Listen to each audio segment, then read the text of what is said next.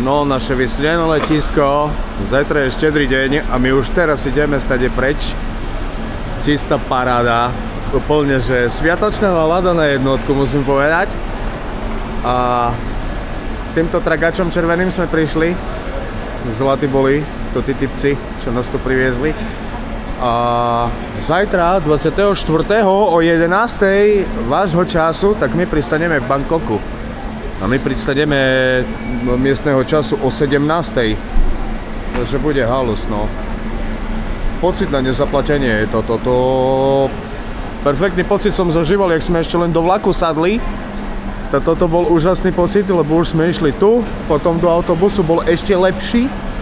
A jak sadneme do lietadla, toto bude najlepší pocit. Jo! Parádička.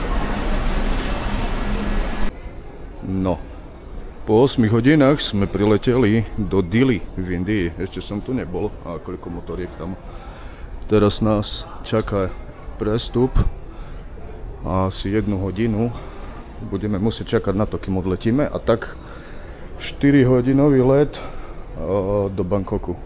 A lietadlo bude asi nejaké malé, lebo veľa ľudí tu ani nie je. A na takú krátku vzdialenosť 4,5 hodiny, alebo 4 plus minus, tak je to dosť. A zrejme to bude fakt nejaké malé lietadielko. Ale musím povedať, že som tu čakal viacej špiny. Zatiaľ je tu tak celkom čisto. Zajímavé. Takže tak. OK, to už 4 hodiny Bangkok. Presne na štedrý deň, no. No a to, jak sme predpokladali, lietadlo je malé, no. Oveľa menšie, len také. A všetci nám tu zdravia namaste. Namastite si chleba, namaste.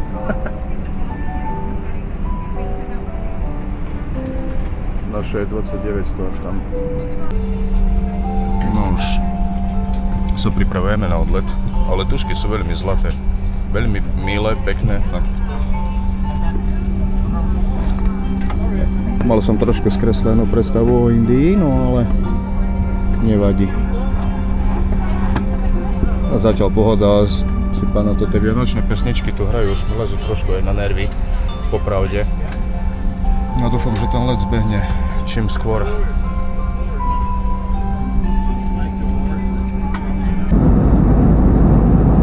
No, lietadlo.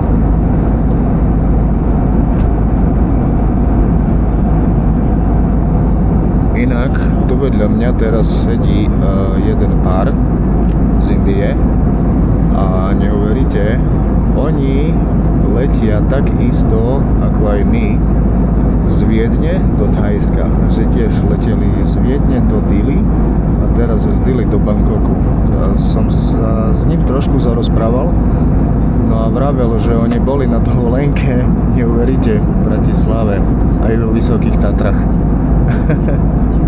Dobrá sranda, lebo sa ma pýtali, odkiaľ som vravel, že zo Slovenska, že boli sme tam na jeden deň sa pozrieť, no on vravel, že oni tam boli na dovolenke teraz.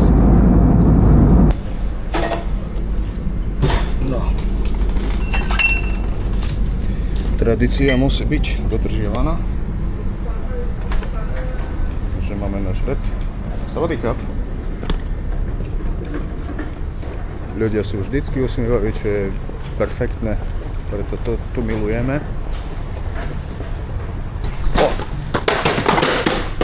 My bad, sorry.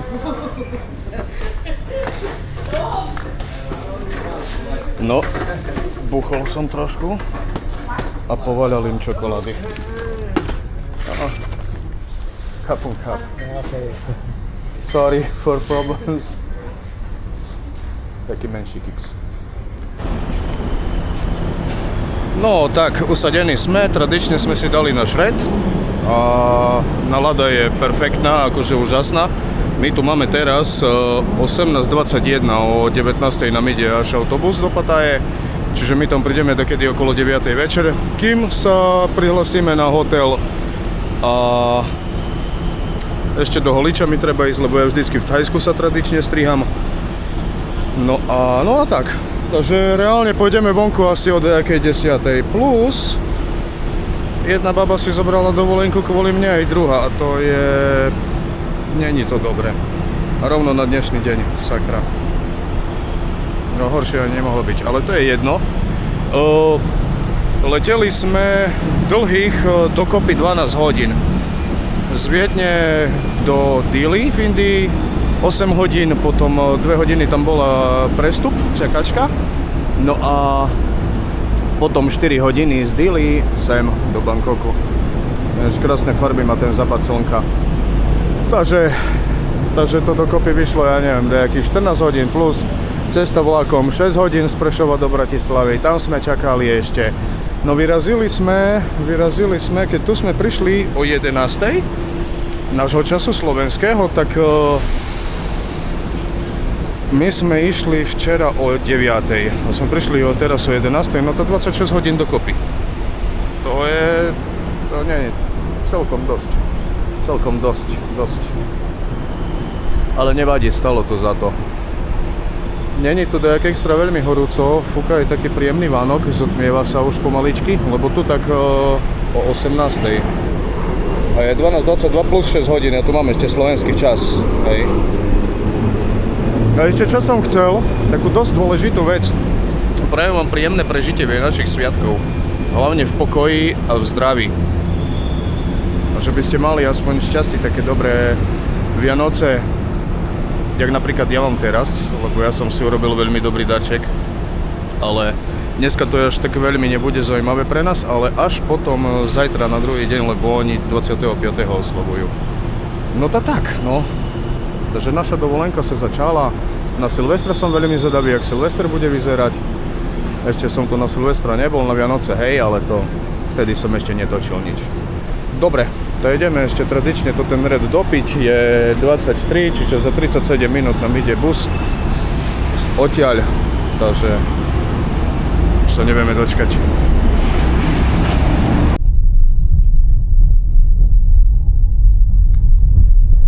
Už konečne z autobusovej stanice na hotel.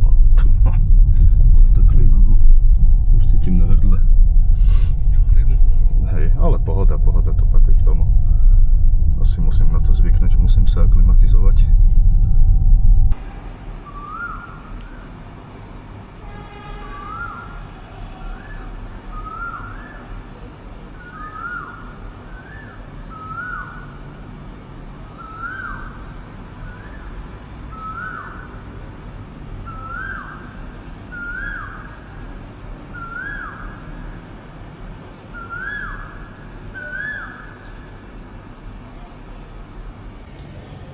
Tak želám krásne dobré ráno z našej krásnej Pattaje.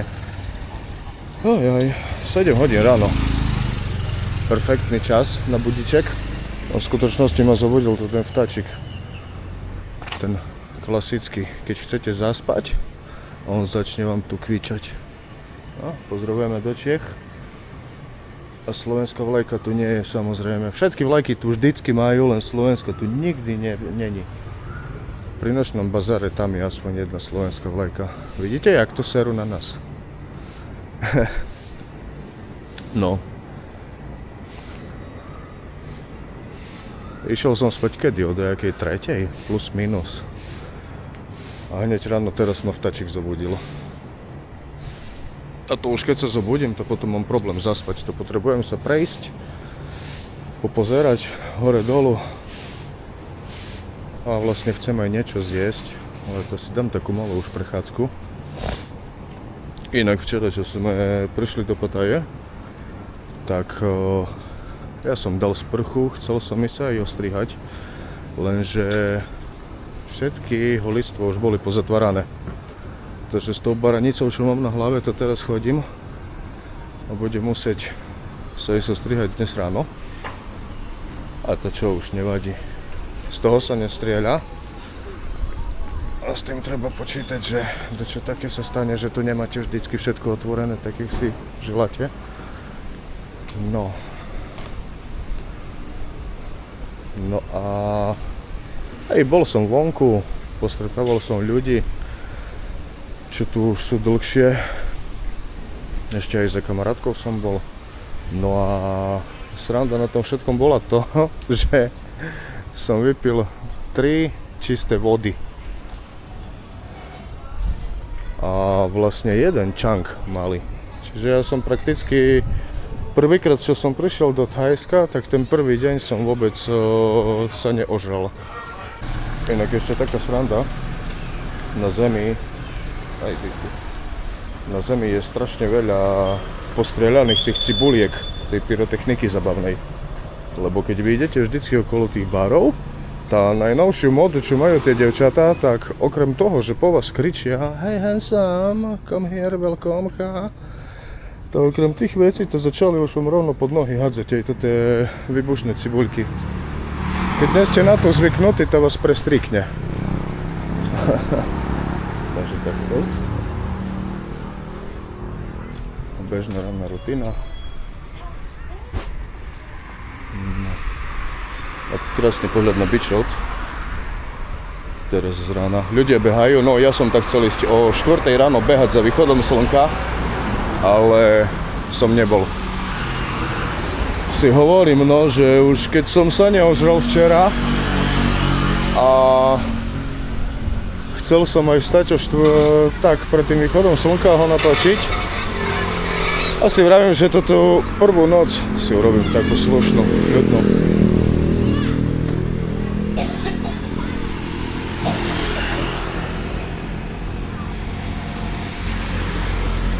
Sedem, no ja bývam tam úplne na konci, ja som to tak dookola prešiel.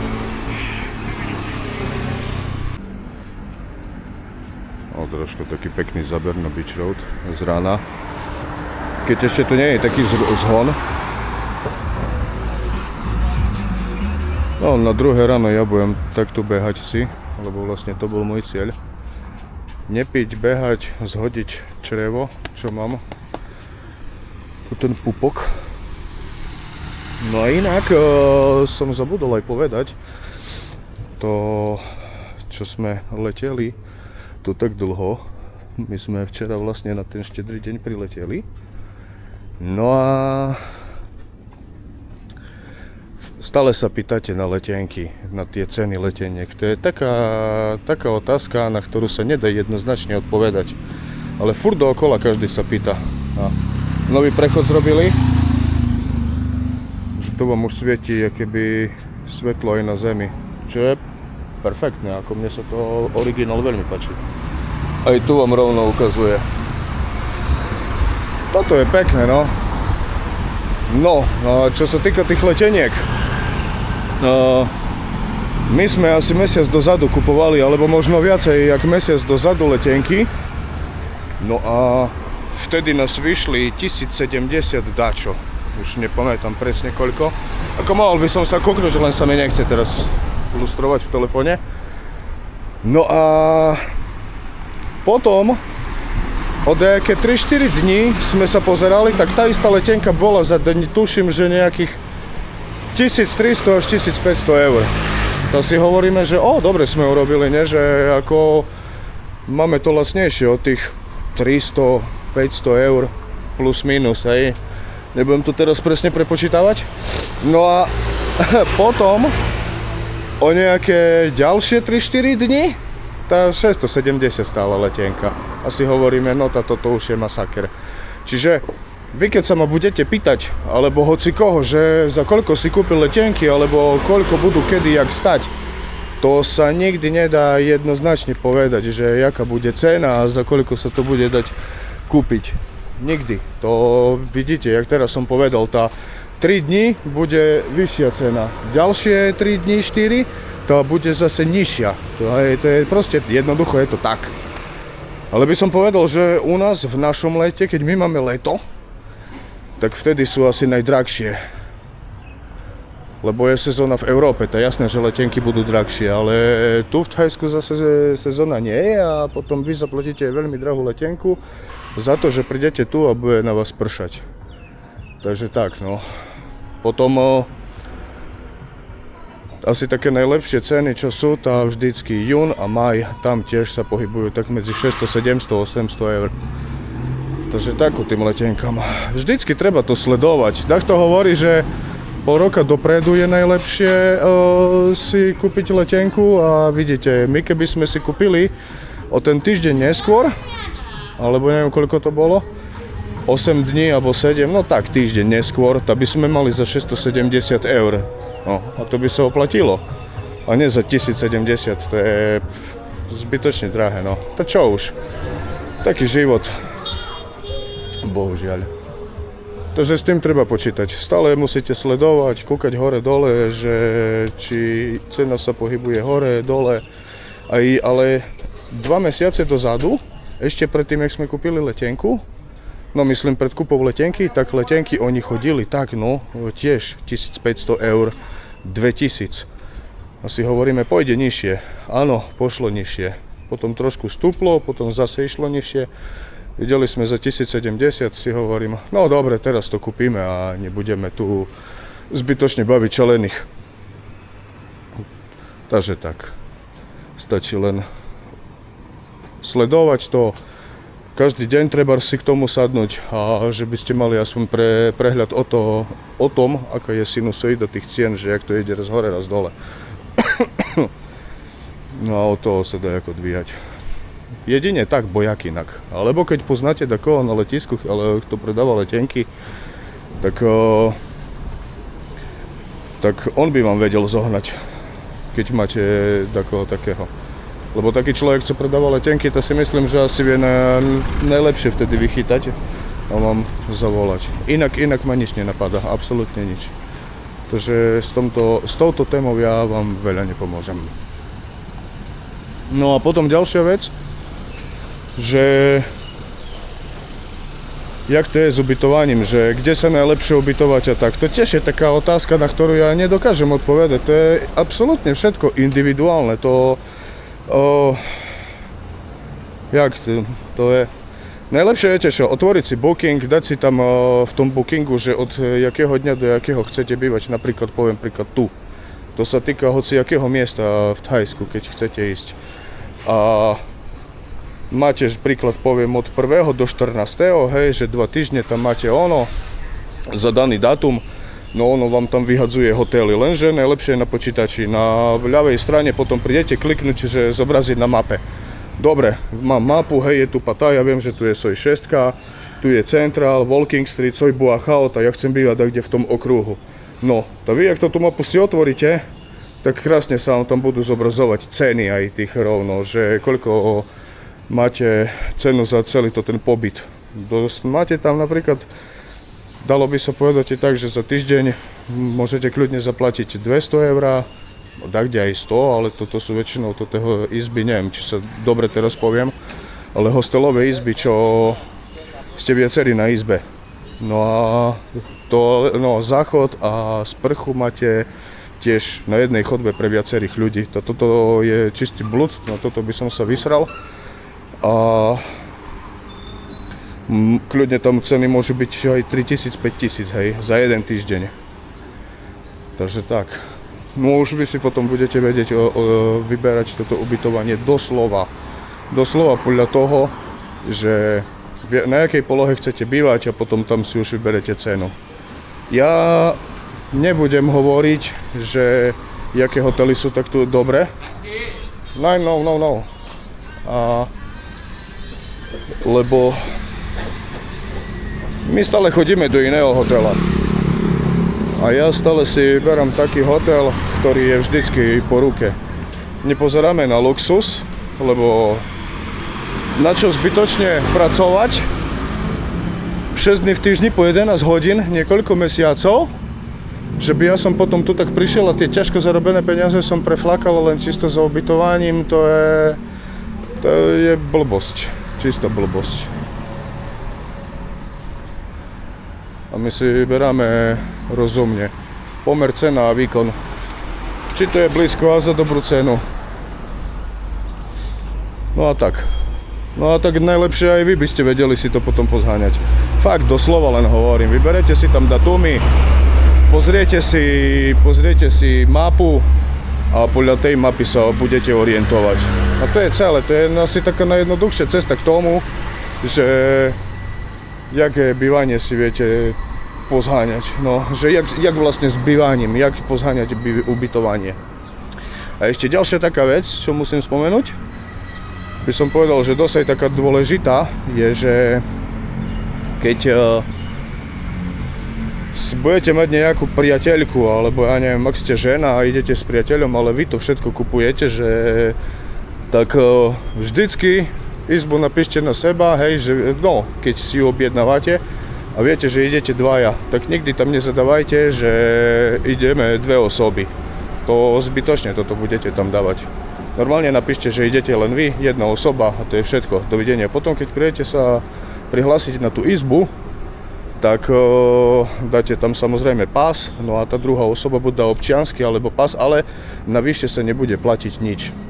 A vlastne ani neviem, že či sa bude dať čo navyše platiť, alebo tak, keď by sa tam zadali dve osoby, no fakt, nechcem teraz dajak vás tu šaliť, alebo čo také, ale ja hovorím hlavne o tom, že keď 2 roky som chodil po hoteloch s priateľkou a ona nikdy nebola nahlásená, len ja na izbe, tá ja som prišiel automaticky s ňou a oni len popýtali od nej doklady, že keby náhodou dačo mi ukradla, tá vedeli, že to je ona, lebo vždycky oni majú v tom taký systém, že keď takto je s vami na izbe, tak musí sa na recepcii preukázať občianskym preukazom alebo pasom, že keby náhodou sa stala nejaká krádež, tak oni vedia hneď tú osobu rýchlo nájsť, lebo stavajú sa také prípady. To by ste neverili, no. Že keď príde na izbu nejaká baba ku nejakému chlopovi starému, čo oni tu si nosia hotovosť, lebo to je najlepší kurz na menenie peňazí, že vraj, jak výber z bankomatu je, keď máte hotovo, sedete do zmenárne. Ináč tých zmenární je všade, na každom rohu veľa. Takže tak, no. Viete si zmeniť peniaze, no ale môžu vás aj kradnúť. Takže tak.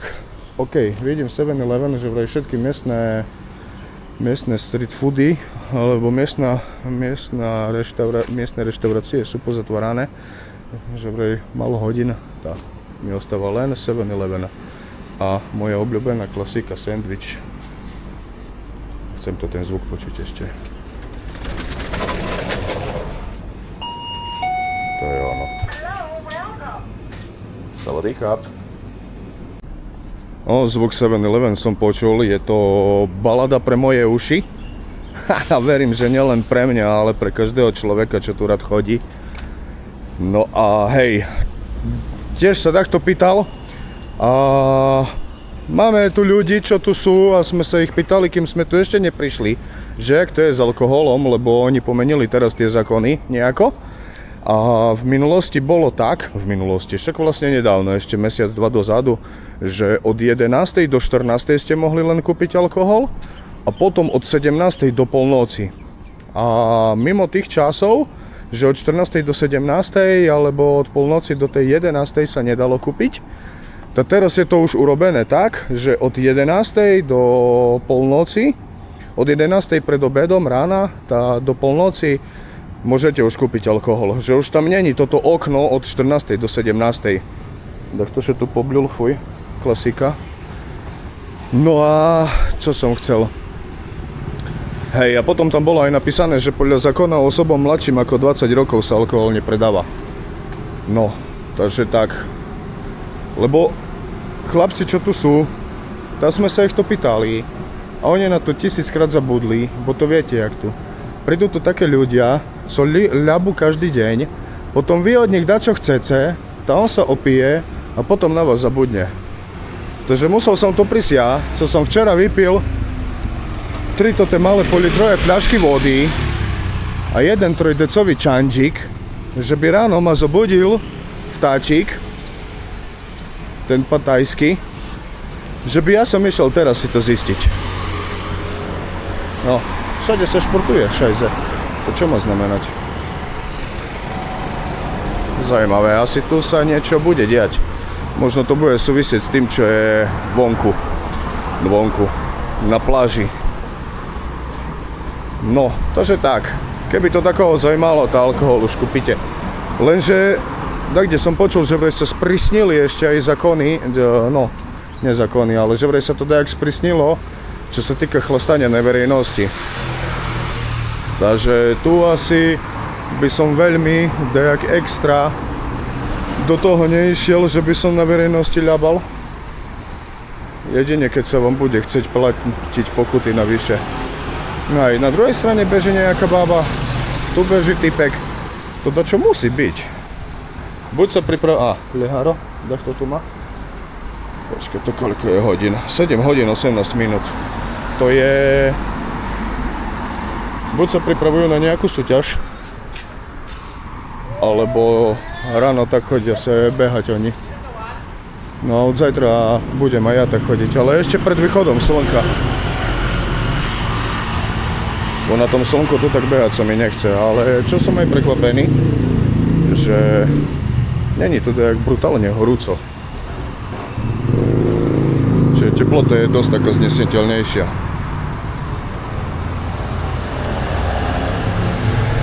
No a ja som si dal taký hamburgerik. Aha, 7-Eleven ďalší. Som si dal hambačik za 28 bátov. Tiež ako dobrá cena. A môžem ísť na hotel a si to tam v kľude zjesť a trošku ešte chcem dospať. No a potom chcem urobiť takú prechádzku okolo celej tej Pattaje, ale uvidím, že jak veľmi bude horúco, jak sa mi veľmi bude chcieť. Lebo tiež sa ma každý pýta, že, no nie každý sa ma pýta, ale aj sa pýtajte, ale že keby som prišiel, tak by si mi poukazoval. Ľudia, ja tu nie som na to, že by ja som takomu dačo ukazoval. Ja tu som na dovolenke, ja nerobím ako 6 dní v týždni na to, že by ja som potom tu prišiel a krátil ja zo svojho komfortu alebo zo svojho voľna na to, že by ja som tu takomu dačo ukazoval. Ja buď dneska alebo zajtra urobím tak, že ja sa tu prejdem po celej doslova Pattaji, takto zostriham, že by ste mali aspoň predstavu, ktorí ste tu nikdy neboli, že čo kde je. Kudo akým miestom aj dačo si povieme, vysvetlím dačo, lebo ja čo som pozeral, tá ľudia čo tu sú, tak akurát vám tu ukazujú, že čo tu je, toto, ale takého sprievodcu alebo tak, tá väčšinou nikto. Ak som tak, čo som pozeral, to som ešte nevidel. No a to je dosť také dôležité už len kvôli tomu, že vy sa furt na to pýtate.